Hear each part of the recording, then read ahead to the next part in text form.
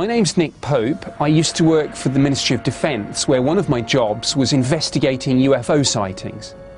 What I'm going to do now is look at 4 videos that have captured the public imagination over the last few years. And I'm going to go through them, evaluate them, and then talk about the UFO phenomenon more generally.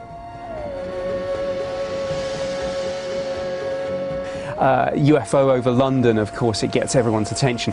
The slightly suspicious thing, though, is it's a part of London where it just so happens that a large number of film companies and visual effects companies are based, and some of the people do look a little bit self-satisfied, so I suspect this is a CGI hoax and that someone is showcasing their skills.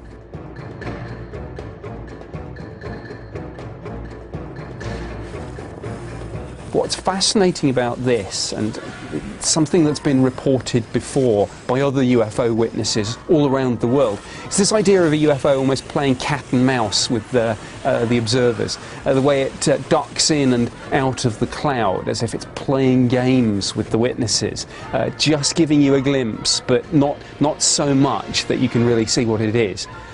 Now, does that mean that there's an intelligence behind these UFOs, or is the real intelligence really someone who maybe made this on a computer?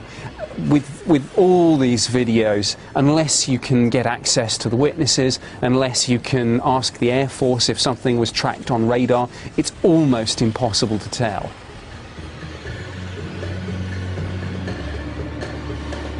This video taken in Jerusalem is actually one of a series of about 3 or 4 different videos, and at first people took this as proof that it must be real. Look, tourists all around the city have seen the same thing but from different angles.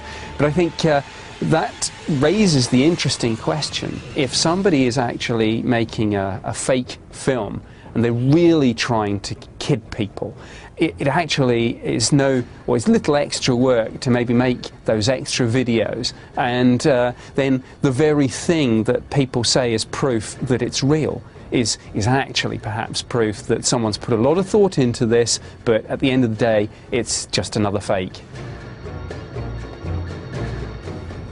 This sort of UFO, this large triangular shape, is a shape that's been reported all around the world in the last 10 or 20 years. I think the problem with a video like that is that you could say, well, come on, if something obviously that big really had been hovering over Red Square in daylight, there would be tens of thousands of witnesses, it would be tracked on radar, the Air Force would have scrambled jets and maybe opened fire on the thing. And so far as I'm aware, none of that happened. So, as ever, it's an interesting piece of footage, but there are some question marks over it too.